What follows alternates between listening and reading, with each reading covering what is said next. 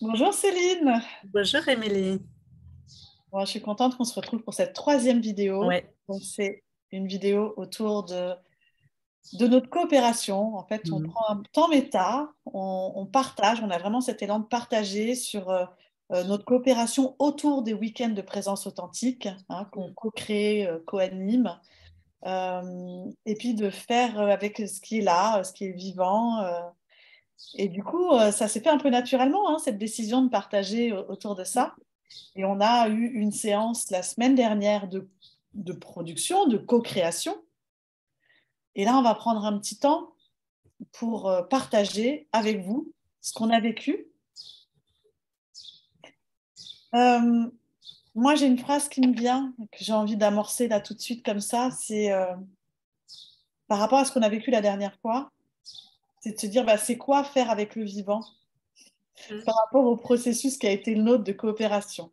Et je vais un petit peu contextualiser, et puis tu compléteras si tu veux après et tout. Euh, on a tendance à se faire d'une météo, bien sûr, quand on se retrouve avant de travailler, avant de on ne se le jette pas directement, mais plutôt de commencer à s'accueillir. Puis, c'est important pour nous de partager là-dessus parce que c'est aussi ça la présence authentique, hein. Le processus, il est aussi en miroir de ce que l'on on veut faire vivre. Et du coup, c'est important pour nous, dans nos séances de travail, je le ressens vraiment comme ça, de prendre le temps déjà de nous accueillir. Moi, je sens, hein, je m'accueille individuellement, je t'accueille, on s'accueille, on se dépose. Il y a quelque chose qui doit, avant d'être dans l'agitation de la création, se poser, se déposer. Et j'amorce indirectement sur ce que j'ai vécu, Ouais. peut-être. Tu es OK avec ça, Céline?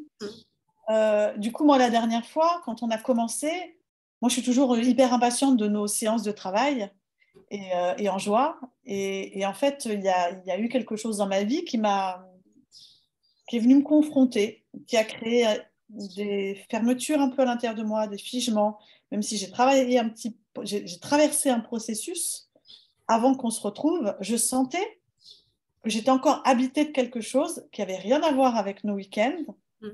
Et ô combien en même temps, c'était intéressant d'en faire quelque chose à ce moment-là. Donc la météo, elle a été un peu plus longue que d'habitude, donc météo. Et puis voilà, j'ai pu tu diras après pour toi aussi, hein, parce que c'était pas anodin, il s'est vraiment passé quelque chose ce jour-là. Euh, pour toi et pour moi, voilà, c'était pas un jour anodin pour toi. Et puis pour moi, eh ben, il y avait ces crispations qui étaient là. Et faire avec le vivant, c'est aussi ça. Et c'est de se dire qu'on peut poser toutes nos intentions, avoir l'envie énorme de vivre tel moment, un moment qu'on veut joyeux, etc. Bah ouais, mais en même temps, la vie, elle n'est pas toujours comme ça. Et je suis sûre que ça parlera clairement là, à nos auditeurs qui parfois ont un événement, ou à construire quelque chose, ou un rendez-vous, ou une soirée, ou je ne sais quoi. Tu as envie de le vivre d'une certaine manière, tu penses vraiment que tu vas le vivre d'une certaine manière. Ben non, c'est pas ça qui s'invite à toi. Et du coup, ben, ça rejoint beaucoup notre philosophie aussi, je pense, sur le fait de faire avec le vivant, d'accueillir ce qui est, de pouvoir se déposer, de traverser. Moi, je suis très sensible au fait de traverser ces émotions, aller de l'autre côté de la rive. Mais traverser, c'est pas sauter du bord de la rive à l'autre bord de la rive. C'est pas rester là où on en est non plus. C'est vraiment aller, oser y aller, quoi. Oser aller dans cette eau qui tourmente un peu, qui agite, euh, de l'accepter, d'être dans cette eau pour pouvoir aller après avancer et aller de l'autre côté de la rive. C'est vraiment une image qui me porte beaucoup. Voilà, donc il y a ça qui s'est invité et après, j'ai l'impression que le fait qu'on ait pris ce temps ensemble, ça nous a permis déjà de nourrir notre relation, encore une fois, de se mettre en lien réellement. Et puis on a eu, ouais, même un processus après où quand on a fini de déposer tout ça, on s'est secoué, on s'est levé, on s'est secoué, voilà, on a des temps qu'on prend en silence et tout ça. Et après, on s'est lancé dans la créativité et la joie était là. Par exemple, pour moi, la joie dans la création et tout, et ça a redonné du vivant, ça a redonné de l'espace.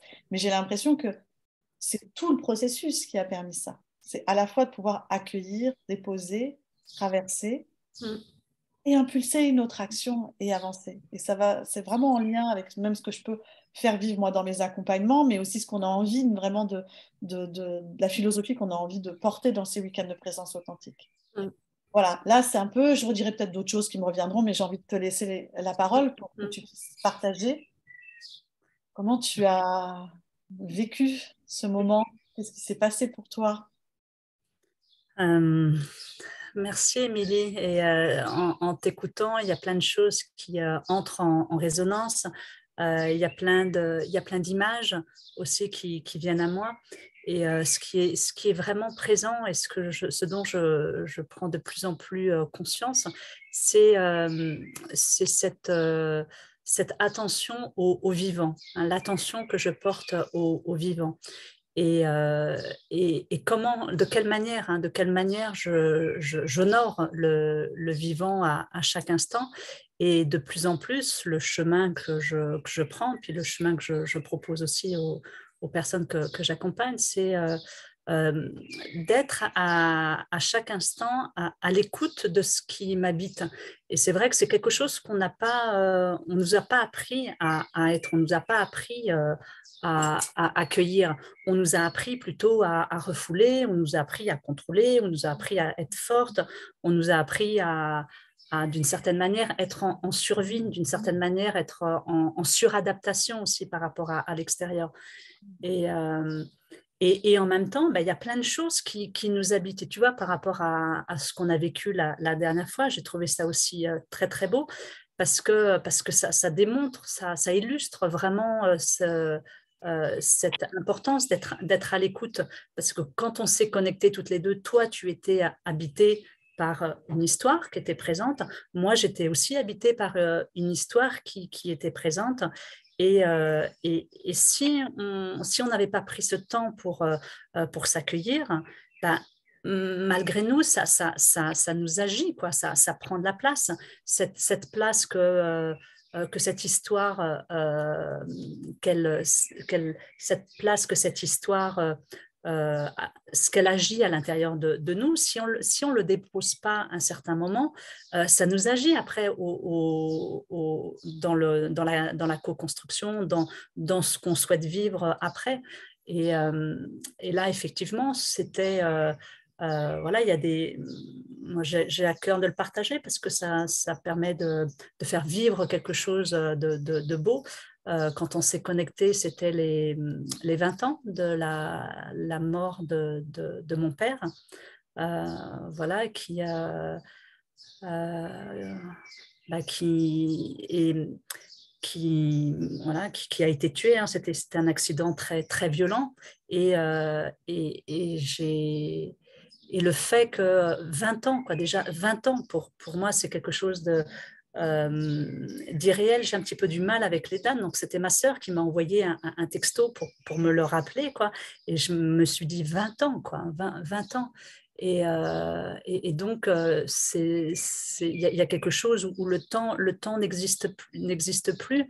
Et le fait de pouvoir s'accueillir, le fait de pouvoir, le fait que tu m'aies accueilli aussi par rapport, qu'il y a eu un espace en tous les cas pour déposer une parole, bah moi j'ai pu me reconnecter voilà, à mon père, j'ai pu me reconnecter à voilà, au-delà de mes croyances et au-delà du fait qu'il est dans mon cœur, au fait que, bah oui, la séparation physique, il y a une espèce de manque, quoi, d'envie de l'entendre, de le voir, et d'avoir cet espace pour déposer tout ça, c'était un vrai cadeau, quoi, parce que sinon, la vie, elle voilà, si on ne prend pas ces temps pour se déposer, pour s'accueillir, bah ça passe, ça passe, ça passe.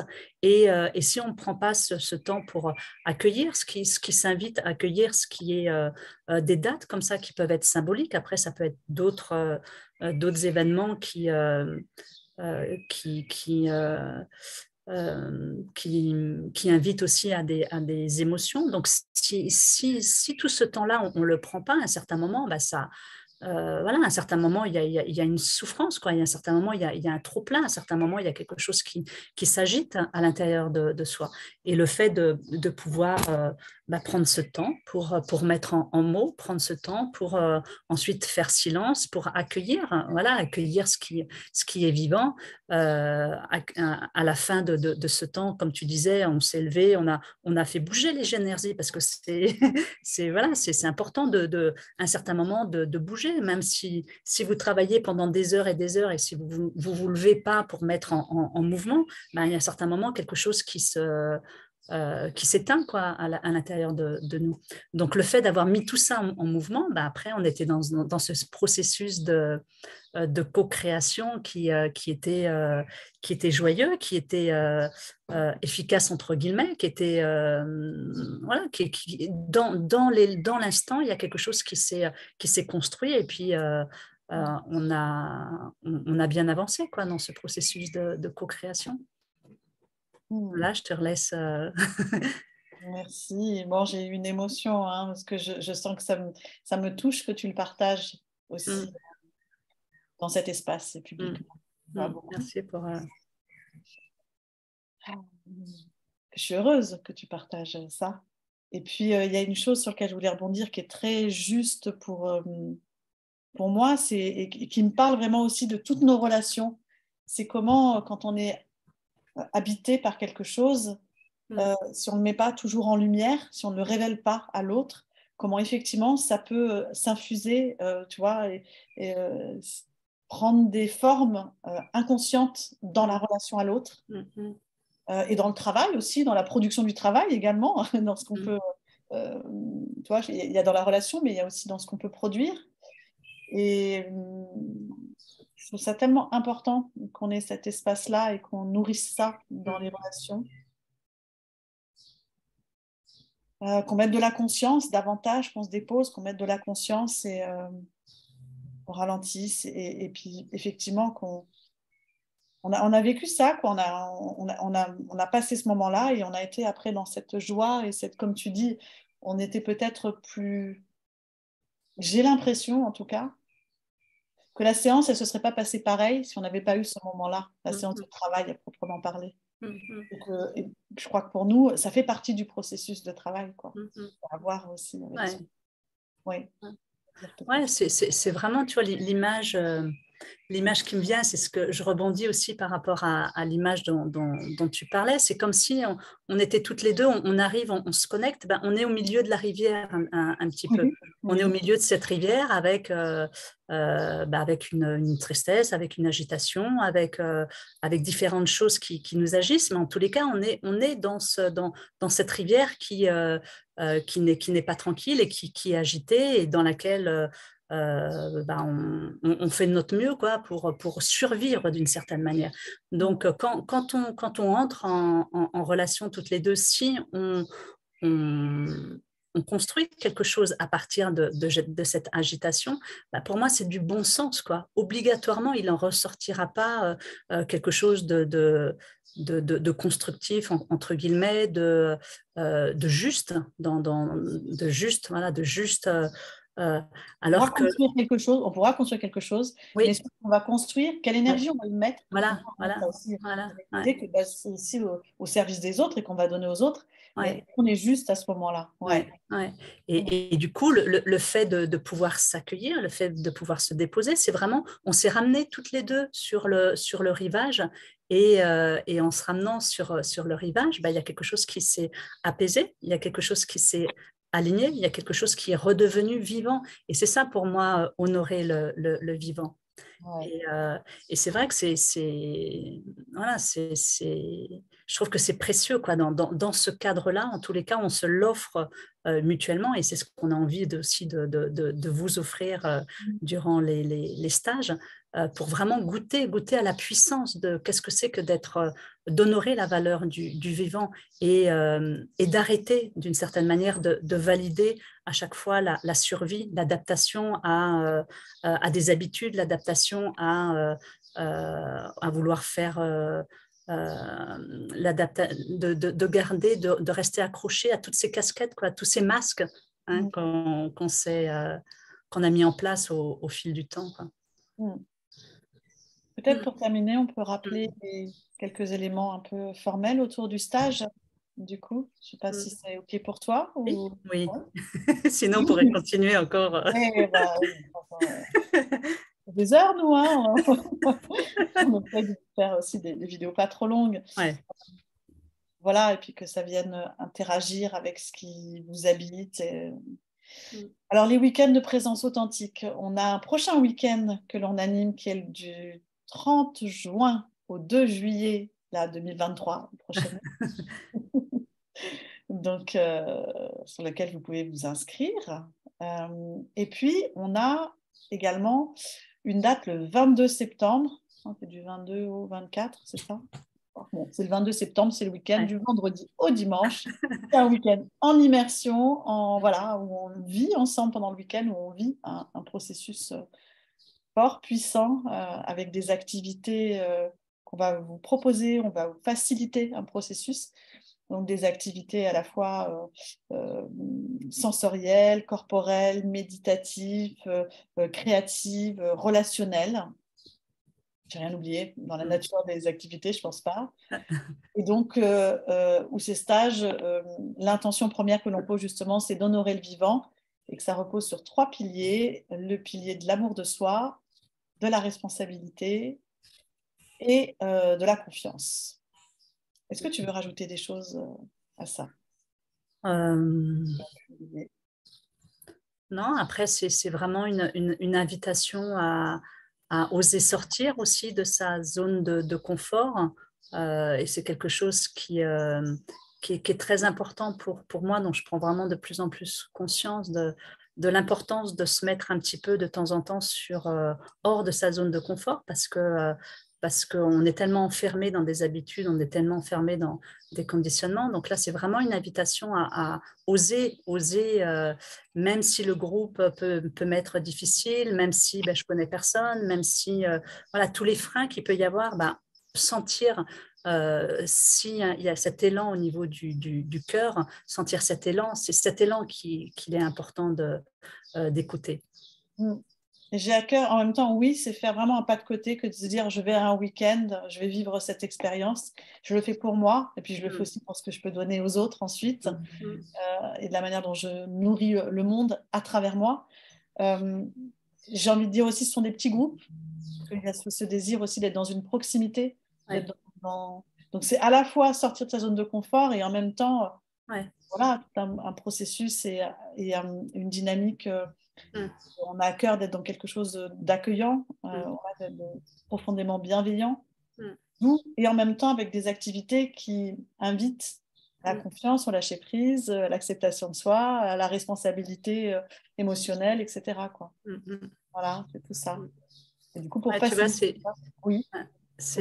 Excuse-moi, c'est vraiment le mot douceur aussi qui me vient. Savoir sortir de sa zone de confort et en même temps s'amener dans oser la douceur avec soi-même et puis oser la douceur avec les autres. Oui, complètement. Ouais. Ça me parle beaucoup. Déjà, nous, on a cette impulsion et je pense que c'est ce qu'on donne et véhicule. Mais en plus, le fait que tu associes le mot oser à la douceur, ça me parle beaucoup. Hein, oser s'offrir, oser se donner aussi. Oser être touché. Oser être touché, oui. Voilà. Bon, voilà. Et je pense que cette vidéo, c'est une petite ouverture, un petit quelque chose qui pour nous aussi, vous permettre de ressentir à la fois notre énergie, à la fois notre philosophie, ce qu'on a envie d'impulser. Puis en même temps, c'est tellement agréable de prendre ce moment méta, voilà, de prendre ce temps pour ancrer aussi ce que nous on vit dans tout le processus. Voilà. Tu veux dire quelque chose pour terminer? Non, c'est bon. Merci pour ce partage. Merci pour votre écoute et à bientôt. À bientôt.